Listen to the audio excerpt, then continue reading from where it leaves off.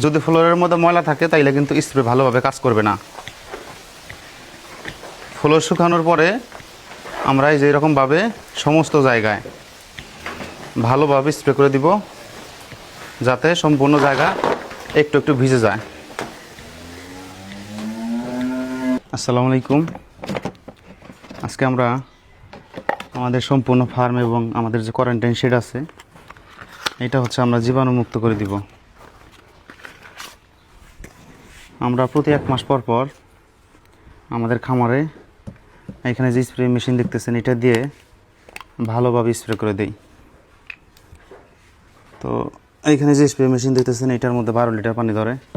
Line দাও।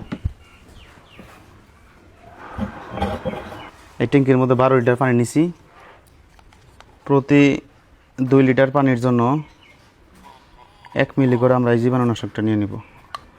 তো এটা মাপার জন্য আমরা সিরিঞ্জ ব্যবহার করতে পারি।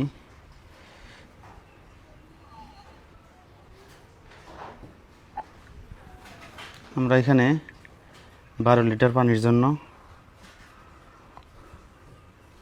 6 মিলি পরিমাণ জীবাণুনাশক নিয়ে এটার ভিতরে দিয়ে আমরা ভালোভাবে গুলিয়ে দিব। এটা ভালোভাবে গুলিয়ে নিব, যাতে জীবাণুনাশকের পানি সম্পূর্ণ ভালোভাবে মিক্সার হয়ে যায়। তারপরে আমরা এটার মুহা লাগিয়ে দিব।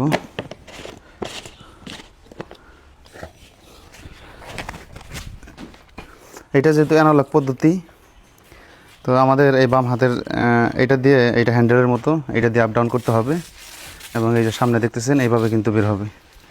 এখন হচ্ছে আমরা সমস্ত ফ্লোর এবং গরুর পায়ের তলা এবং খাবারের পাত্রর যে সামনের যে খালি জায়গা, এটা আমরা স্প্রে করে দিব। আমরা যখন ফ্লোরের মধ্যে স্প্রে করব, স্প্রে করার আগে আমরা ফ্লোর ভালোভাবে ধুয়ে নিব। এরপরে ফ্লোরটা ভালোভাবে শুকাতে হবে। যদি ফ্লোরের মধ্যে ময়লা থাকে তাইলে কিন্তু স্প্রে ভালোভাবে কাজ করবে না। ফ্লোর শুকানোর পরে আমরা এই যে এরকমভাবে সমস্ত জায়গায় ভালোভাবে স্প্রে করে দিব, যাতে সম্পূর্ণ জায়গা একটু একটু ভিজে যায়। একটা গরু সুস্থ রাখার জন্য 3টি কাজ অত্যন্ত জরুরি।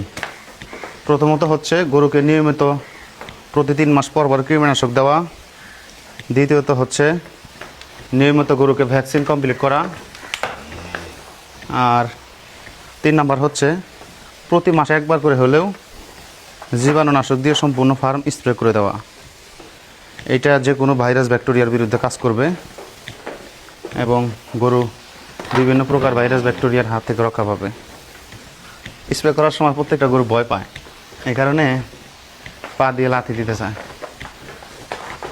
ভয় পাস না, ভয় পাস না, ভয় পাস কে? হ্যাঁ, এটা হইতেছে তখন পারফিউম।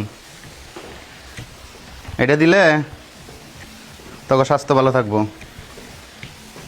তো স্প্রে করার সময় খেয়াল রাখতে হবে গরুর নাকে এবং মুখে এবং শ্বাসনালীতে যেন না যায়।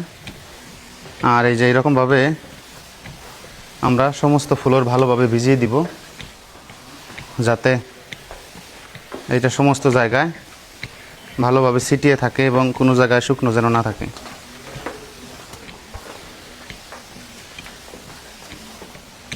এটা হচ্ছে আমাদের কোয়ারেন্টাইন শেড। আমরা বাহির থেকে গরু কিনে আনার পরে 2 সপ্তাহ এখানে রাখার চেষ্টা করি। আর একটা গরু বাহির থেকে নিয়ে আসার পরে কিন্তু বিভিন্ন রোগে আক্রান্ত হতে পারে। এই কারণে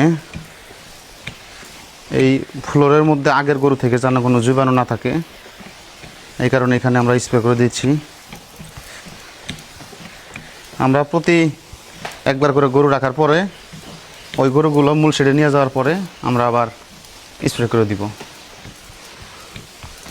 এবং যে চারিগুলো আছে এগুলো আমরা স্প্রে করে দিব, যাতে কোনো জায়গায় কোনো গ্যাপ না থাকে। এই স্প্রে কিন্তু মশা মাছির বিরুদ্ধে কাজ করে। এই যে কয়েকটা মশা মাছির উপরে পড়ছে, সাথে সাথে অ্যাকশন।